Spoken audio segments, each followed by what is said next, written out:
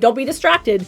Like Noah Wiley's my guy. But anyway, newsflash, induction for most people takes a really long time. Fort Knox, nothing is coming in or going out. A cervical exam before an induction, it is one of those needed cervical exams. If your labor is being induced, this video has what you need to know before it happens. By the end of this one, you're going to know the 5 things that you can do to be more prepared for your induction of labor, but also the 5 things that can sort of lead to a more positive, successful induction experience for you. The very first thing on my list is to get a doula. If it is accessible to you, if you are able to hire a doula for your childbirth experience, it can be really, really beneficial, not just for you, but for your partner as well. Studies have actually shown us that having a doula for your childbirth experience can actually decrease rates of C-sections and interventions, can actually decrease epidural use if that's something that you are trying to do your childbirth without, but also they provide us with physical and emotional and mental support, and they can just make us feel better overall during our labor experience, which can be kind of long when you're talking about inductions. I'm a huge advocate of reducing birth trauma rates, but also maternal mental health in general, and doulas can be so instrumental and beneficial in this area. Like, oh, chef's kiss, because they can reduce things like PTSD and postpartum depression and postpartum anxiety, and people report feeling more satisfied with their childbirth experience. They see it as a more positive experience, which then in turn reduces those rates of birth trauma. They are also instrumental in breastfeeding, helping you to initiate breastfeeding and helping you to breastfeed long term. And really, continuous labor support is always really great, because as your labor and delivery nurse, sometimes I just cannot be there as often as I really, really would like to be there, and your doula would be there the entire time you're in labor. I have met quite a few lovely doulas in my time. My name is Tina. I'm a certified perinatal nurse. I am also a certified breastfeeding specialist. If you are new here, welcome to it. Please consider subscribing. And if you're not new here, I see you. Thank you so much for coming back. Let's get into the next one. And don't be distracted, because it's distraction.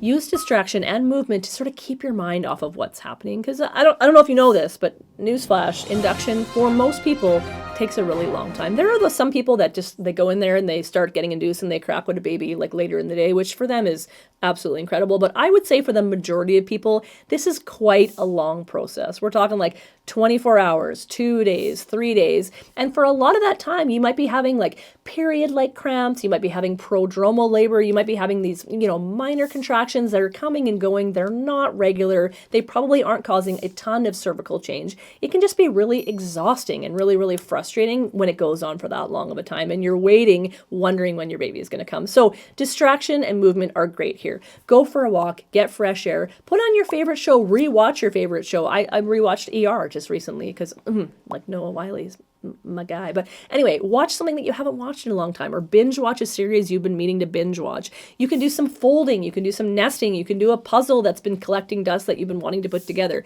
Do things that are going to take your mind off of what's going on, but things also that allow you to move, because movement for you is motion for baby, right? And as you move your pelvis and you move the angles, it allows baby to kind of wiggle on down there, which sort of engages them on the cervix, which can help to progress that labor into more of an active labor. So I always say, like, get yourself distracted, but also get yourself moving, but also rest when you can. It's a little bit of a three-way sort of tippy table there when you're talking about how long an induction can actually take. Depending on where you live, sometimes you might get induced and be sent home to check back in the next day. Sometimes you might be induced and you might stay in hospital the entire day. I mean, if you get to go home, that's the best case scenario because it's more distracting and comforting at home. But if you are in hospital, sometimes you're just laying in a hospital bed and you're looking at all the hospital equipment and you're listening to all the hospital sounds, and all you can think about is how long this is taking or how miserable you feel or like, when is my baby going to come? And so in the situations where you are staying in hospital for the entirety of your labor induction,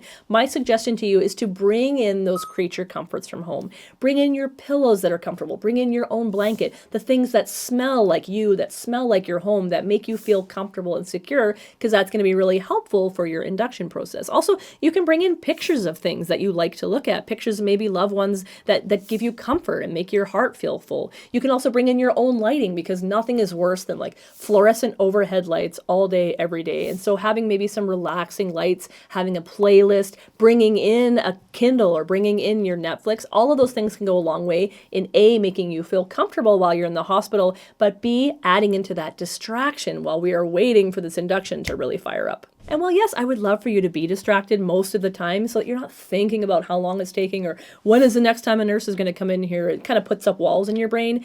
Maybe minimizing distractions both in the room with staff, but also maybe in the family group chat, because yeah, nothing is really going to get you all tensed up in the pressure cooker of a induction situation, like having family members constantly blasting you with what's happening now, are you more dilated, is the baby here, when can I come see you.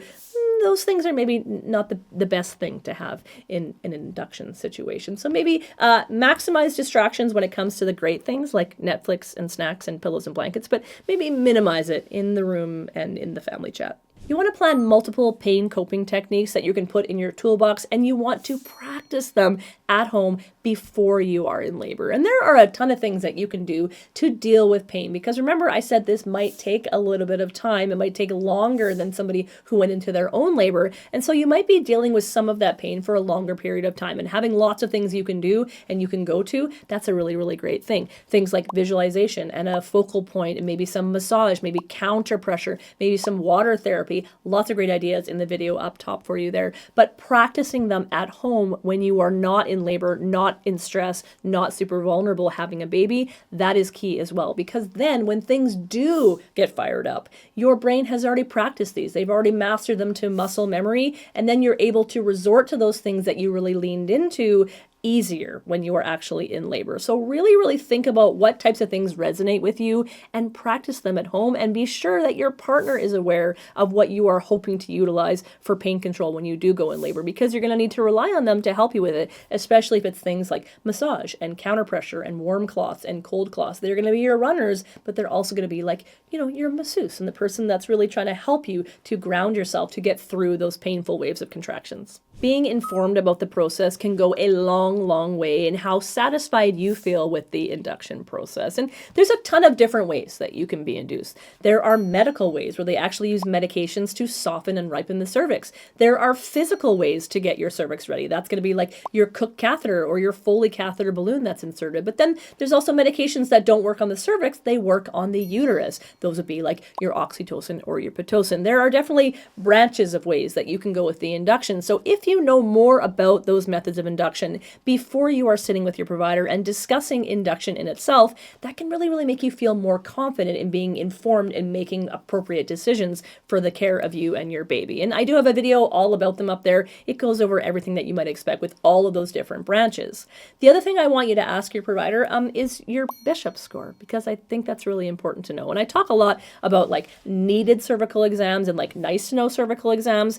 A cervical exam before an induction, it is one of those needed cervical exams. When your provider does this exam, it's going to tell them 5 really important things about your cervix, and that's going to help them make decisions on what type of induction is going to be best for you in your pregnancy. So they're looking for dilation, which is how open or closed your cervix is. They're looking for effacement, how thin or how thick your cervix is. They're also looking for station, which is how high or low in your pelvis your baby is.